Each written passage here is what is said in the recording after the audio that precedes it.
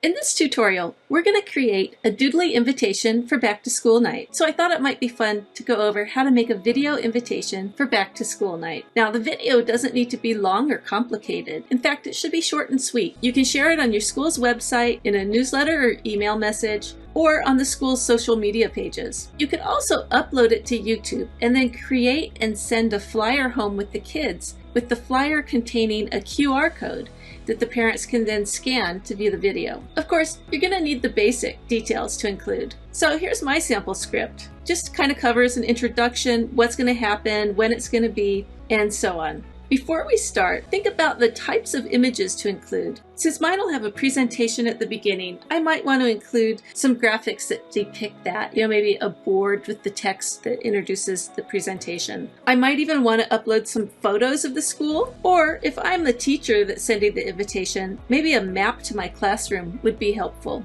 Think about if you want to include a photo of yourself or use a Doodly character. Will you add a voiceover or just music and text only? There's no right or wrong answer here. Similarly, think about your background. I'm going to use a blackboard since it's back to school. I'm going to use a Doodly character to represent me, and I will do a voiceover. So let's get started. You'll see I've already kind of laid out some of my scenes here, and I did select a music track already. Now what I would like to do is add my voiceover, and then we can fine-tune the graphics, maybe add some more things, and go from there. So let's fine-tune this. We start by saying, "Hi, I'm Mrs. Jones, your child's 5th grade teacher, blah, blah, blah. Join us on September 25th from 5 to 7:30. So I need to put that detail in here.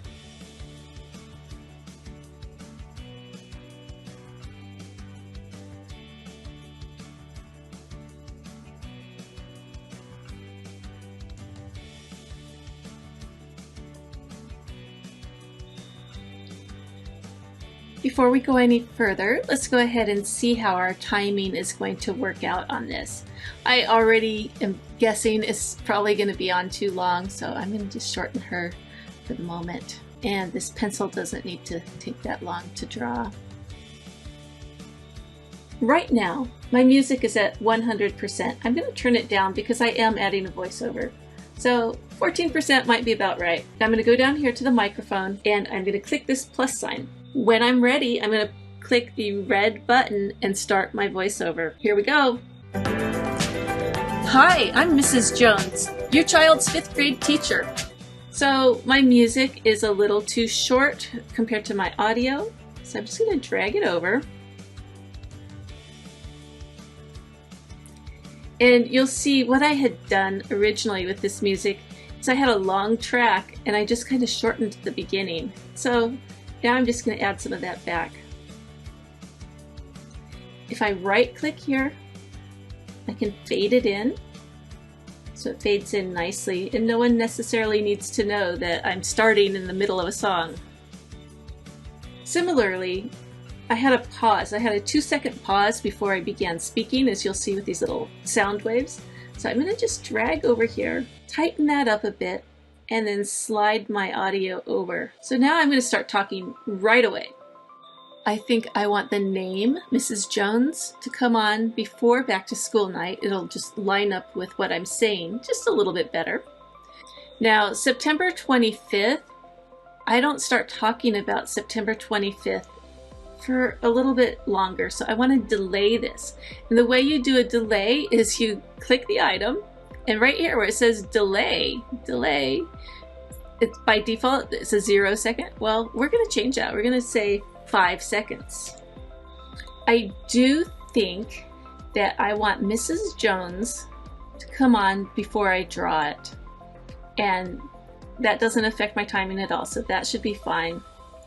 I would like a brief pause at the very end of this scene so that when I write presentation, classroom tours, refreshments, they can actually read it for a second or two after I write it. So I'm going to put 2 seconds. Now you may recognize this scene here. It's one of our pre-built scenes that comes stock in Doodly. In this example over here, if you look over here, it's a courtroom. Well, I wanted it to look more like a multi-purpose room, or something that you'd have a conference in with a lot of people at a school. So what I did is I deleted all of the little boxes that make it look like a courtroom and the judges stand and everything. So I deleted those. I moved my characters into place. She looks like a librarian, so I kept her, and he looks like maybe a parent or a coach or a principal, so it's fine to have him. We could add a camera movement and zoom into that. So let's do that. You go over here to our camera movements, click the plus sign, drag your little effect over, double click. We're going to start full screen, and then we're going to end nice and tight on our board. We can reposition this as needed. Let's just see what it's looking like now. The night kicks off with a short presentation in the gym at 5. You don't want to miss it. Now we have this little map, and I created this custom line myself using just graphics design software. What we want to do is we want to mark her room. So we want to put her room number here, and I believe it's room 506. And you'll notice this white just kind of gets lost here. So let's go ahead and change that. We could invert it and it would turn it black, because black is the opposite of white. I think that looks nice. I'm going to position it on top of my map, and I am going to draw it. And then I'll have the line draw on. So let's see what that looks like. To room 506, where I'll share some important. Okay, I wanted to show you that because when you do a camera move, it just stays on that last position of the camera. So it was way too zoomed in for this. In this case, I'd actually like to be zoomed in at room 506 and then pull out to reveal the entire thing. So once again, you go back into your effect, position it where you'd like. I don't need to be super tight. I think something like that would be nice. And then at the end, I want it full screen. And then over here, we could add some text or graphics that represent the different activities that the teacher's going to go over. So let's just do something like this.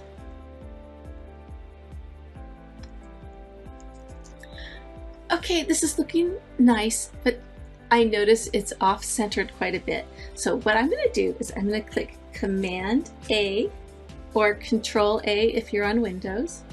And what that does is it selects everything. And now, using my arrow keys or my mouse, I can just slide it over. And it looks a little bit nicer, so more centered. I've added text, and that has added quite a bit of time to my video. So what if we made all of these 0 duration, so the hand is not going to draw them? And that buys us time, right? Now I need to move these all up so that they appear before room 506 is drawn on. This is going to be the last thing. Room 506 is going to be the last thing. And then let's add to the end of our scene. And that should be about right. So let's look at the final video. Hi, I'm Mrs. Jones, your child's 5th grade teacher. It's time for back to school night. Here you can learn about all the exciting things happening at school this year. Join us September 25th from 5 to 7:30 p.m. The night kicks off with a short presentation in the gym at 5. You don't want to miss it. From there, head to room 506, where I'll share some important information about upcoming activities, and I'll answer your questions. I can't wait to see you! And there you have it, a quick way to create an invitation to back to school night using Doodly. Thanks for watching!